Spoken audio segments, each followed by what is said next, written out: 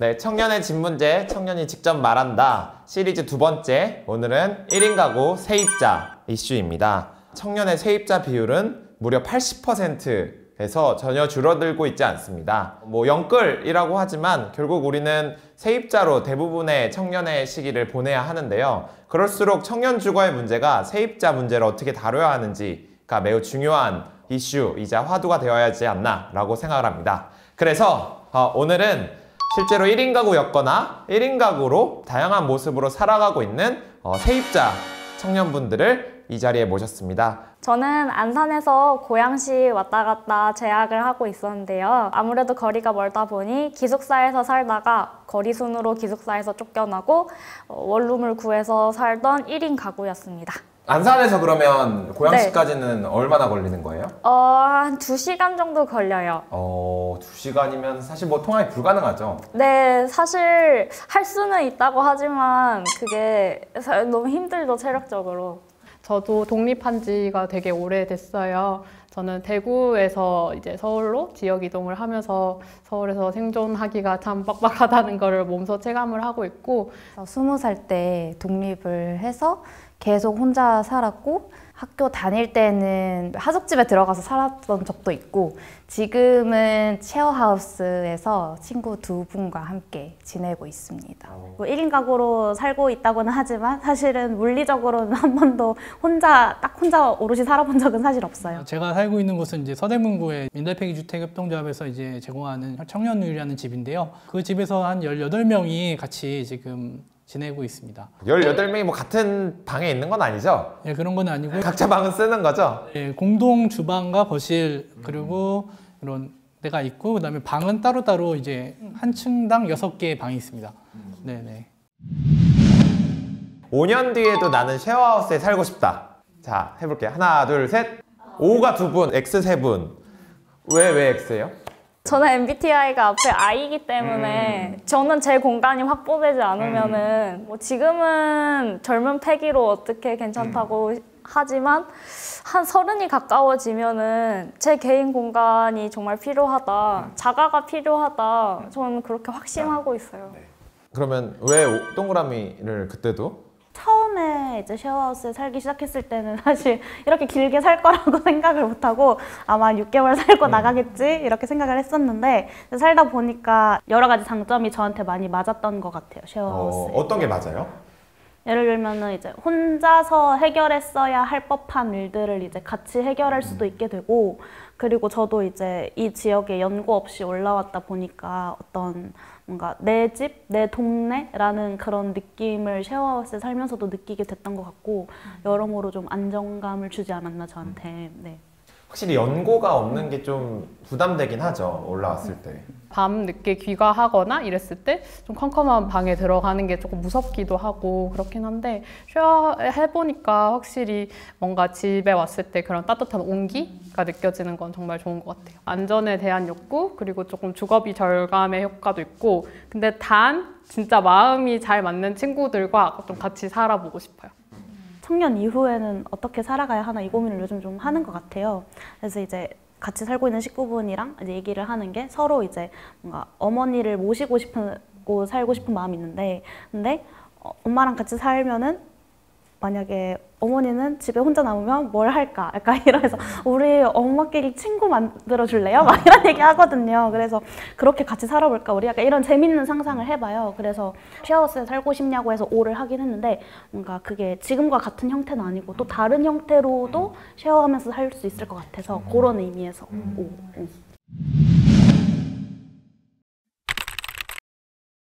저는 불안과 부동산을 선택했는데요. 지금 당장 확 와닿는 단어는 아무래도 불안인 것 같아요.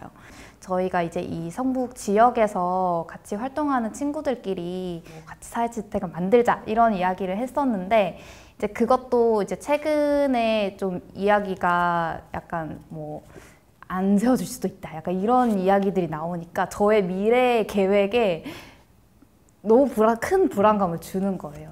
하긴 정치인에 따라서 막 이렇게 주택 정책이 막 추진되다가 말고 이러면 사실 불안하죠. 시민 입장에서는. 그런 일이 좀 적어야 될 텐데. 세입자를 뽑은 것은 뭐 제가 계속 세입자로 살았고 아마 이후로도 세입자로 살 가능성이 많이 높기 때문에 계속해서 세입자로 살아가는 사람들이 절대 다수라고 볼 수 있고, 그런데 그거에 비해서 좀 떠오르는 정책들이 많지가 않은 거예요. 그래서 임대차 3법이 그래도 이제 뭔가 세입자를 위해서 나온 법이라고 했는데 그것마저도 지금 뭐 전세 폭증의 원인으로 그런 거를 막 뽑고 있으니까 좀 답답한 부분들이 좀 있어서, 확실히 세입자를 위한 정책이 딱 말하라고 하면 떠오르는 게 많이 없긴 하죠. 그 뭔가 집 살 수 있는 정책들은 막 5만 가지 상품들이 가득한데 세입자 정책이 생각보다 많이 있나? 저도 1인 가구랑 세입자 뽑았는데요. 세입자는 아무래도 제가 하는 일이 지금 서울시 청년주거 상담센터를 맡고 있다 보니까 세입자이신 분들이 상담 신청을 굉장히 많이 해주세요. 근데 이게 보면은 정말 임대인과의 뭔가 세입자가 권력이 내가 돈을 지불하고 살고 있는데도 그렇게 갑질을 당하는 경우에 해결 방법이 없는 거예요. 뭔가 민사소송을 건다든지 그런 내가 법률적으로 다투는 것 외에는 해결 방법이 없어서, 그런데 또 법률적으로 가다 보면 시간과 돈이 많이 되다 보니까 그냥 어쩔 수 없이 좀 물러나는 경우가 많은 것 같아서 좀 저도 앞으로도 세입자로 계속 살 것 같은데, 임대인님하고 이제 집을 알아보러 다니는데 그 원룸에 창문이 없는 방이 있었대요. 그래서 창문이 없는 방에도 사람이 사냐고 물어봤는데 없어서 못 판다고 하시더라고요.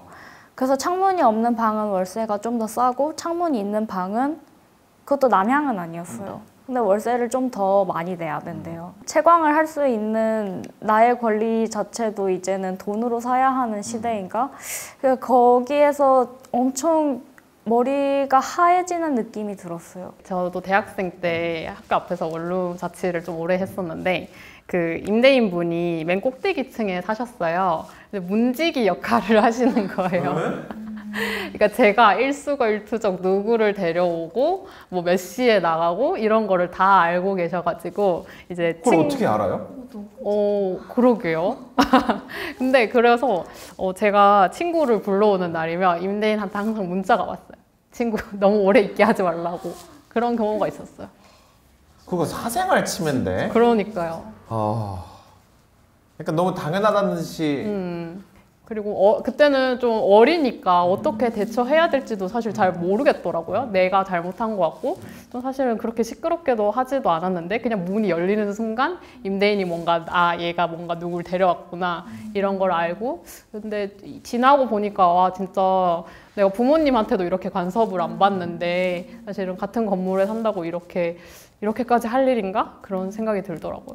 약간 와 이걸 정말 어떻게 해결하면 좋지? 이런 생각, 고민이 좀 있는 것 같아요. 베를린에서도 한창 그 임차인 운동이 되게 세계적으로 좀 이슈가 되고 있잖아요. 실제로 뭐 임차인들이 이렇게 들고 일어나서 그런 부동산 국유화 뭐 이런 거를 투표를 진행하기도 하고 뭔가 성과가 있을 것 같다 뭐 이런 긍정적인 소식도 들리고 하는데, 세입자들의 연대라던가 혹은 이거는 또 정부 정책도 훨씬 정책이나 지원도 훨씬 필요한 부분이라고 느껴지는데, 확실히 이런 힘의 불균형이 너무나도 이제 각도의 기울기가 큰 상황에서는 밑에 있는 사람들에게 확실하게 지원이라던가 어떤 정보라던가 그런 게 좀 들어가지 않아야 할까 싶기는 한 것 같아요. 세입자의 불안을 해결하는 것도 물론 중요하고 한데 뭔가 1인 가구로서의 불안을 어떻게 해결하지? 조금 더 상상력이 필요한 부분인 것 같아요. 저 여성 1인 가구 불안에 대해서 이제 정말 심각하게 생각하고 있는데요. 근데 다른 사람들은 이제 그만 좀 하래요. 왜요? 그 뉴스 매일매일 나오는 게 스토킹 범죄. 오늘도 여성 집에 들어가서 범죄를 저지르고 나와서 하는 말이 그냥 5만 원 내면 되지 라는 뉴스를 봤어요. 신고를 했더니 그냥 나 5만 원 내면 되는 거 아니에요? 라고 그러더라고요. 가해자가. 여성은 굉장히 자신의 집을 고를 때 남성에 비해서 안전 비용이라는 거를 더 부담하고 있습니다. 제가 인터넷에 여성 1인 가구 안전을 검색해 보면은 항상 지자체에서 내놓는 정책은 결국에는 여성이 집에 CCTV를 설치한다.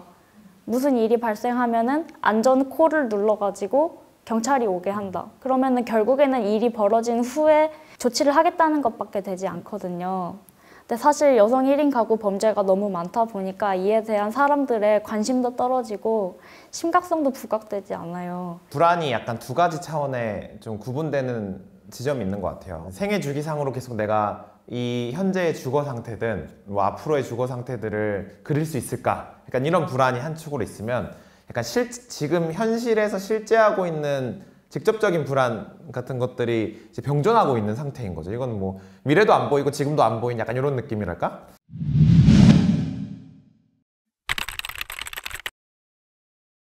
사실 그런 정책들이 잘 와닿진 않아요. 앞으로 적어도 10년은 세입자로 계속 살아갈 것 같거든요. 집을 구할 생각은 물론 있지만 이게 불가능하다는 것을 알고 있기 때문에 그런 대출 관련 정보라든지 이런 거를 잘 안 찾아보게 되는 것 같아요. 오히려 눈이 가는 거는 여기 활동하시는 서울청정넷에서 제안한 서울 월세 지원 사업 딱 눈에 띄었을 때 이거 지원해 볼까? 이거 내가 할 수 있겠는데? 이런 생각이 먼저 드는 정책이 사실은 좋은 정책이잖아요. 청년 주거에 있어서는 확실히 세입자를 확실히 지원해야 하지 않나 그런 생각도 들어요. 왜냐하면 이제 앞에서 계속 얘기해 주신 것처럼 대부분의 청년은 일단 현재 세입자로 살고 있기도 하고, 그리고 이미 주거 사다리의 신화는 끊어진 지 오래라고 저는 생각을 해서 뭔가 대부분 세입자로 살고 있는 청년층에게는 보다 이 세입자로 살고 있는 현재 상황을 나아지게 하는데 초점을 맞춘 정책들이 있어야 되지 않나. 세입자들한테 집을 살 수 있게끔 지원해주는 이런 정책이 나오기 전에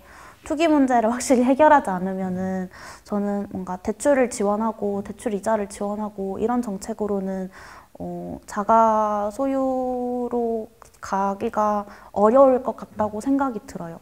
왜냐면은 계속 어쨌거나 세입자는 빚을 지는 구조고, 그리고 그렇게 해서 빚내서 결국에 그 돈은 다시 임대인에게 어떤 시드머니로 들어가는 정책이라고 저는 생각하기 때문에. 그쵸. 그 부동산 공급 정책이 청년들한테는 실감되기 어려운 거는 그 언제 지어질지도 모르고, 그 아파트 지어진다고 해서 그 우리한테 돌아올지도 돌아오지 않겠죠. 거기 그 새로 공급하는 집도 몇 억 할 텐데, 약간 그런 보다는 세입자에 더 집중하면 좋을 수도 있겠네요. 주택을 구매할 수 있게 해줬는데 너네가 왜 안 하냐, 막 이런 뉘앙스로도 보이거든요. 근데 사실상 주택을 구매할 수 있는 청년들이 어떤 위치에 놓인 사람들인지 좀 그런 것도 봐야 될 것 같고, 대다수의 청년들이 사실은 지금 주거비조차 감당하기 어려운 상태에 놓여 있고, 전세대출이나 이런 제도를 이용하고 싶어도 사실 현실에 있는 청년들은 전세대출금의 계약금조차도 마련하기 어려운 상태에 놓여 있고, 월세에 사는 청년들이 전세에 사는 청년들보다 주거비를 한 4배 이상 부담을 하고 있더라고요. 근데 사실상 현실을 봤을 때 대부분의 청년들이 월세에 살고 있고, 좀 이런 걸 감안해서 직접 주거비 지원이 늘어나야 되지 않나 생각합니다. 제도에 역진이 발생하는 거죠. 이제 그 어느 정도 계약금 마련할 수 있는 사람이 자가소유 시장으로 넘어가는 거고, 그 전세보증금 마련할 수 있어야 이게 전세대출을 이용하는 거고, 재력이 있는 사람들 이 정책을 더 잘 이용할 수 있는 역진들 발생하는 것 같은데 좀 안타깝긴 하네요. 결혼해서 더 좋은 주거 혜택을 받고 싶다, 그런 의미에서 저는 결혼을 하고 싶다인데, 만약에 좀 다양한 형태의 가족 구성원이 좀 다양해지거나 이런 게 또 사회적으로 인식 변화가 된다면 결혼은 굳이 안 해도 된다. 근데 지금 상태에서는 결혼을 해야만 안정적으로 살아갈 수 있을 것 같다, 이런 느낌이에요, 저는. 그리고 최근에 보니까 뭐 다른 이제 여러 지역에서도 뭐 1명을 낳으면 얼마를 지원하고 2명을 낳으면 또 주거비를 얼마 지원하고 이런 식으로 뭔가 주거 정책이 인구 정책에 대한 보상처럼 딸려가게끔 설계가 돼 있어서 이게 너무 이상한 거예요. 내가 어떤 집에 살고 싶은데 그 집에 살려면 결혼을 해야 되고 아이를 낳아야 되고 이렇게 인생을 설계해 나가는 것이 너무 이상하잖아요. 한 사람 인생을 설계하는데 인구 정책에 대한 보상처럼 주거 정책을 설계하지 않는 것이 필요하다고 생각해요. 전통적인 가구 형태에서 아직 우리나라가 벗어나지 못했구나. 이제 비혼 청년 1인 가구, 댕댕이랑 살 수도 있잖아요. 그런 형식을 이제는 인정을 해야 한다고 봐요. 퇴직금으로 굉장히 많은 돈을 수령하신 분의 이슈를 접하고 그래 채란아 너도 저런 데 들어갔어야지. 저 사람은 퇴직금으로 50억을 받았다는데 너 뭐 했냐 이렇게 우스갯소리로 하셨는데 근데 거기서 되게 뭔가 좌절 아닌 좌절은 이게 분노로도 안 느껴지는 거예요. 왜냐면 그 사세라고 생각이 딱 드니까 지인 중에 그 사세에 사는 사람이 있어요. 그 사람도 엄마가 강남에 아파트 하나 해준대 이런 얘기를 들으면 와 진짜 나랑 정말 다른 세상에 있구나. 근데 그런 사람들이 이제 이런 투기를 할 거 아니에요. 그러면은 같은 인간인데 참 살면서 고민하고 있는 것들이 되게 다르다. 내가 진짜 추구하고 있는 사회상이 선한 거라고 믿고 싶은데 그들은 이렇게 추구하지 않고 있는 걸까? 그런 진짜 되게 근본적인 물음까지 하게 만드는 것 같아요. 이런 뉴스들을 보면은. 그런 생각을 하면 또 좌절감에 빠지게 되고 그럼에도 나는 나와 같은 처지에 있는 사람들을 위해서 연대를 해야 되는데 그 동력을 잃어버리기도 하고 되게 좀 약간 시민으로서 살아가는 그런 동력을 좀 이제 그만 이렇게 하면 좋겠다 그런 바람이 좀 있어요. 노동을 통해서 삶의 보람을 얻고 내 삶이 내일은 더 나아지겠다라는 보편적 가치가 깨졌다는 것. 그러니까 그 상황이 놓이면서 지금 청년이 굉장히 무기력감에 빠졌다고 생각해요. 그렇기 때문에 더 갈등 같은 것도 심해지고 예민해지고 내일이 없다고 생각하니까 그 다음에 자신은 이렇게 있는데 조급해지고 부동산 문제 자체가 차지하는 비중이 그 내면에는 굉장히 크다고 생각해요. 저는 지금 서울에 있지만 마을에서 살아가고 있거든요. 성북구 안에 이게 정릉이라는 동네에서 같이 활동하고 있는 사람들과 동네 친구들을 만들면서 살아가고 있는데 이런 청년 주거 정책이 이렇게 청년들에게 좀 그런 동네를 만들어주는 그런 방향성을 가지면 어떨까? 굉장히 동의를 하고요. 지금 다들 힘든 상황인데 혼자 각계전투하는 건 조금 지치고 외롭고 또 무기력해질 수 있다고 생각하거든요. 그래서 이제 관계가 너무 중요하다. 이 친구로 같이 살 수 있는 내가 한마디라도 같이 힘들다 그럴 때 얘기할 수 있는 친구, 또 기쁠 때도 나눌 수 있는 친구, 뭐 이런 그런 가까운 친구들을 만날 수 있는 마을 그런 공동체들이 좀 늘어났으면 좋겠다는 생각입니다. 청년은 계집이 아니라 사람 집을 원합니다. 청년 정책, 주거 정책을 준비하시는 여러분들이 이 집을 보셨을 때 이게 만약 내가 똑같은 조건이라면은 이 돈 주고 이 조건에서 살까? 그거 한 번만 더 생각해 주시면 좋겠습니다. 주거는 선택할 수 있는 문제가 아니라는 거, 요거가 정말 핵심인 것 같아요. 그리고 청년 주거라고 하지만은 그러니까 청년 주거 문제는 청년들이 이 시기에만 일시적으로 겪는 문제가 아니라 아동 청소년부터 나에게 있었던 문제가 청년 시기에도 있고 이후 시기에도 있고 이게 이 시기만 벗어난다고 해서 달라지거나 뭔가 갑자기 좋아질 수 있는 그런 문제가 아니거든요. 원래 살던 사람들은 거기서 지워지고 쫓겨나고 그렇게 해서 도시가 계속 문제를 겪는 사람들을 보이지 않게 만드는 방식으로 그동안 우리 사회가 좀 흘러왔다고 생각하는데 이런 보이지 않는 문제를 좀 보이는 문제로 드러내고 그리고 해결할 수 있도록 그렇게 정책이 설계된다면 좋을 것 같습니다.